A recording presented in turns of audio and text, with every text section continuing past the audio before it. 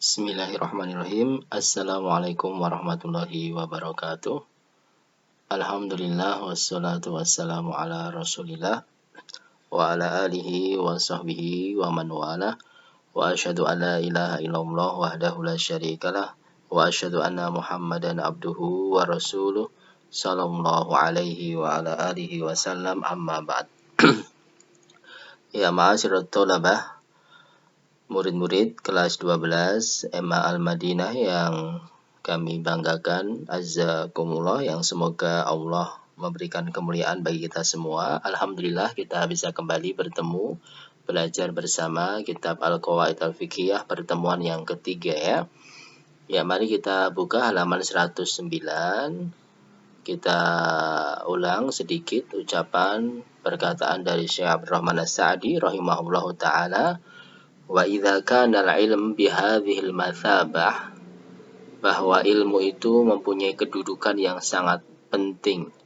Fayam bagi lil insan, maka seyogyanya bagi semua manusia an yahris, untuk bersemangat, kulal hirs, dengan semangat yang sangat, wa yajtahid fi tahsilihi, dan rajin di dalam memperolehnya, wa an yadima al-isti'anah billah, senantiasa minta pertolongan kepada Allah fi tahsilihi, untuk memperolehnya, wa yabda'u bil aham fal aham minhu, dan memulai dengan yang penting dan yang paling penting. Yang paling penting dan yang penting ya. Ya, di sini saya menerangkan ilmu itu sangat penting kedudukannya. Karena apa? Karena ilmu yang bermanfaat kemarin akan menghasilkan iman, akan menghasilkan yakin, yang akan menjadi kunci kebahagiaan, kesejahteraan kehidupan kita di dunia maupun di akhirat. Akan menghilangkan syubhat dan syahwat, dua penyakit hati yang akan menghancurkan manusia, semuanya bisa kita peroleh dengan ilmu an-nafi. Maka sangat penting kita memperoleh ilmu. Bagaimana cara memperoleh ilmu? Diterangkan di sini ada 3 cara. Yang pertama harus dengan ijtihad ya. Tahsilul ilm ya. Cara memperoleh ilmu itu yang bermanfaat itu bagaimana? 3. Yang pertama ijtihad, harus rajin, harus semangat dalam belajar, menghafal, murajaah, itu harus semangat. Yang kedua isti'anah, senantiasa berdoa minta pertolongan kepada Allah. Wattaqullaha wa yu'allimukumullah, dengan bertakwa kepada Allah, Allah akan mengajari kita. Kalau ada orang rajin tapi tidak beristihad, tidak minta pertolongan dari Allah juga tidak bisa.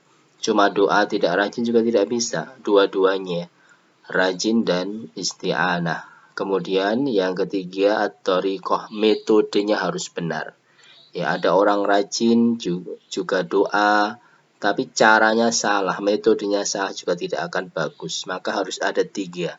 Semangat belajar rajin, yang kedua doa, minta pertolongan kepada Allah selalu, yang ketiga metodenya harus benar. Ya, salah satu metode yang benar bagaimana? Yaitu dengan mempelajari kaidah dasar ilmu usul. Ya, jangan langsung belajar tafsir, belajar ya ilmu-ilmu yang tinggi dalam kondisi nahwu, sorofnya, bahasa Arabnya masih lemah, usul fikih tidak pernah belajar, qawaid fikih belum tersentuh ya, tidak akan baik hasilnya. Dasar-dasarnya harus kuat dulu, baru sedikit demi sedikit ilmu-ilmu di atasnya. Ya. Kemudian wa min ahammihi ma'rifah usulihi, yang cara yang paling penting tadi adalah mengetahui usul. Jadi setiap ilmu itu ada pondasinya. Seperti ilmu tafsir ada usul tafsir, fikih ada usul fikih, qawaid fikih ya. Naam, dan semuanya itu kembali ke lughah, bahasa juga harus dikuatkan, nahwu, shorof. Wa qawaidihi allati tarji'u masailuhu ilaiha, yang ada kaidah-kaidah yang kembali permasalahan kepadanya. Jadi kalau kita paham kaidah, akan mudah memahami hukum suatu masalah, tidak ragu-ragu, tidak goncang di dalam pemahamannya. Falihada qultu, oleh sebab itu Syekh mengatakan fahris ala fahmika lil qawaidi, maka jalan atau metode dalam mencari ilmu yang benar itu bersemangatlah di dalam memahami qawaid fikih Jami'atil Masail Syawaridi yang mengumpulkan permasalahan-permasalahan yang tersebar-sebar, terpencar-pencar. Ya, permasalahan fikih itu senantiasa berkembang, dinamis setiap waktu, tidak statis ya. Dinamakan permasalahan nawazil, permasalahan kontemporer, baru yang terkadang tidak ada dalil yang jelas dalam Al-Quran dan hadis, maka harus punya usul kaidah yang kuat untuk mengetahui hukumnya. Litartaki fil ilmi khaira murtaka, untuk bisa menanjak ilmu dengan tapakan yang benar, yang kuat. Watak tafi subul alladzi qad wuffiqa, dia di dalam posisi jalan yang diberikan taufik, diberikan kebaikan. Wa hadhihi qawaidun nazamtuha, dan ini kaidah aku susun min kutbi ahlil ilmi qad hasaltuha, dari kitab-kitab para ulama yang telah aku peroleh, bukan karangan sendiri tapi memang mengambil dari karangan ulama-ulama terdahulu.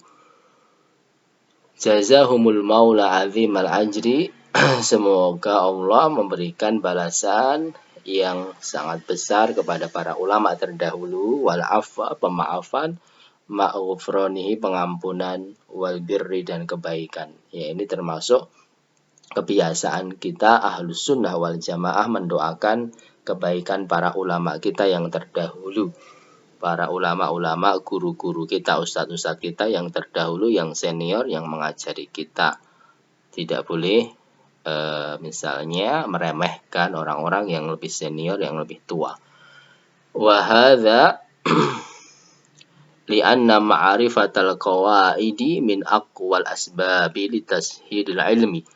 Ya, karena apa? Perlunya belajar qawaid fikih diantaranya adalah karena mengetahui kaidah itu min aqwa, termasuk sebab yang paling penting, paling kuat, tashil, mempermudah ilmu dalam memecahkan hukum syariat, tidak bingung, tidak goncang. Wa fahmihi, memahami, wa hifdhihi, menghafal, li jam'i hal masail, karena kaidah ini telah mengumpulkan permasalahan-permasalahan yang mutafarriqah, yang terpencar-pencar, tersebar, bikalam jami, dengan satu ucapan yang ringkas. Ya, contohnya bagaimana? Misalnya ada kaidah al-umuru bimaqasidiha, segala sesuatu itu tergantung tujuan niatnya. Ini kaidah. Kalau kita paham kaidah ini, hafal, dan kita bisa menerapkan, maka bisa memecahkan segala permasalahan, baik dalam wudhu, dalam sholat, dalam puasa, dalam haji, segala sesuatu yang berkaitan dengan niat. Ada pertanyaan, Ustadz, ada orang wudhu lupa niat, sah atau tidak? Maka jawabannya jelas. Kalau kita punya kaidah, ada orang sholat tidak berniat, sah atau tidak? Ada orang berpuasa tanpa niat, haji tanpa niat. Kita kalau punya kaidah, masalah apapun dimanapun, ya sesuai dengan kaidah kita, maka bisa dipecahkan hukumnya. Ya. Kemudian anak-anak, tadi pentingnya kita belajar kaidah ya. Apa arti kaidah? Ma'nal kaidah secara bahasa lughatan adalah asas ya, asas dasar. Kaidah itu adalah pondasi dasar. Kemudian secara istilah adalah hukmun kulliyun, ya, hukum secara keseluruhan atau panduan umum, yang tobiku, yang diterapkan, yang ala juz'iyat, terhadap cabang-cabang adidah yang banyak, min abwab mukhtalifah, di berbagai ilmu yang berbeda-beda, di berbagai bab fikih yang berbeda-beda. Ya, pedoman umum yang diterapkan kepada bagian-bagian lain yang banyak, cabang-cabang lain yang banyak dari berbagai bab permasalahan fikih. Ya, contohnya tadi kaidah al-umuru bimaqasidiha, itu pedoman umum. ini bisa diterapkan di cabang-cabang di dalam bab-bab fikih. Dalam wudhu, orang yang berwudhu tanpa niat itu bagaimana, orang yang sholat tanpa niat bagaimana, orang puasa tanpa niat bagaimana, semua bisa dipecahkan dengan satu kaidah al-umuru bimaqasidiha. Ya, ini arti dari kaidah. Kemudian yang selanjutnya aqsamuha. Kaidah itu ada berapa macam? Ada 2 macam dilihat dari sisi besar kecilnya cakupannya. Yang pertama kaidah yang besar, yang kubro, yang kedua sughro. Kaidah ada 2, kubro dan sughro.